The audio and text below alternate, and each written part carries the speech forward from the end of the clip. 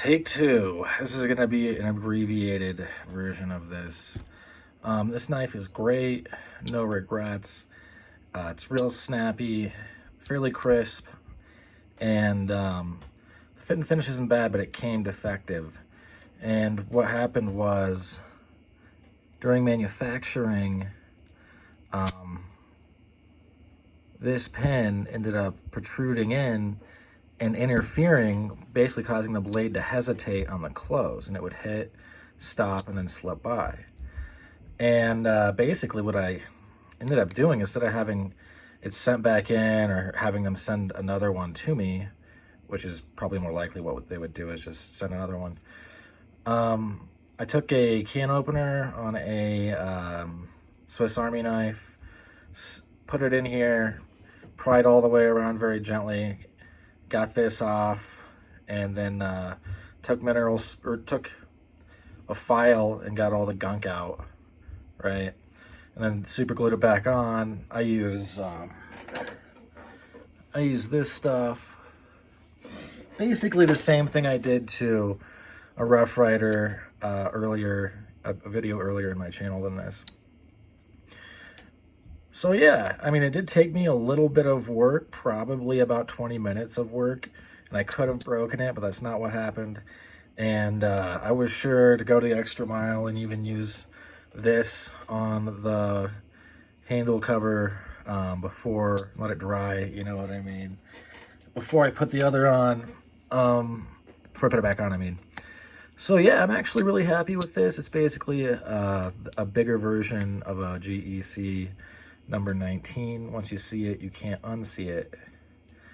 And yeah, despite some bad stuff going on in there, I ended up, it's fine. I fixed it, and no harm, no foul. I don't really mind, not modding, but like putting a little bit of elbow grease into a piece of cutlery that's not expensive. Yeah, and those like basically never went back in. I just tore them off. After I took this out, I ended up just tearing out the pens basically. But other than that, which is a pretty big other than that, a big that I guess to other than, yeah, it's great. And I was actually waiting for this, so I'm excited to have it in the collection. Just because I like dogleg Wharncliffe a lot, actually. One of my favorite patterns. And yeah, I honestly think this is what GEC should have made.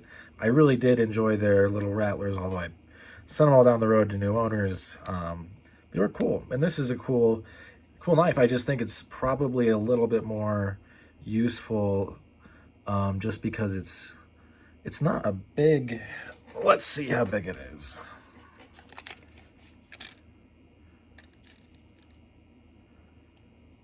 Not even 3.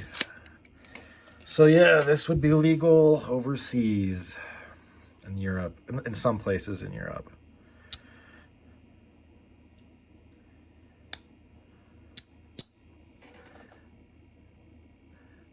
And of course it came filled with junk. So I had to like wash it out, tear off a scale, this one, or cover, handle cover, do some sanding, put some,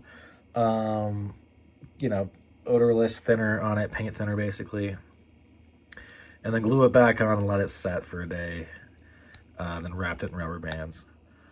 But yeah, for me, that's not, I would rather not do that, obviously, but it's not the end of the world. If I was going to be a little bit aggravated if it just broke, but I risked it anyway, just because I just wanted to, I wanted to carry it. It's a cool pattern. It's a cool knife. This knife was $15. I'm sorry. I get that this isn't made in America, but Rough Rider, I mean, they're doing some fun stuff, and that's why I keep picking them up. Anyway, that's all for now.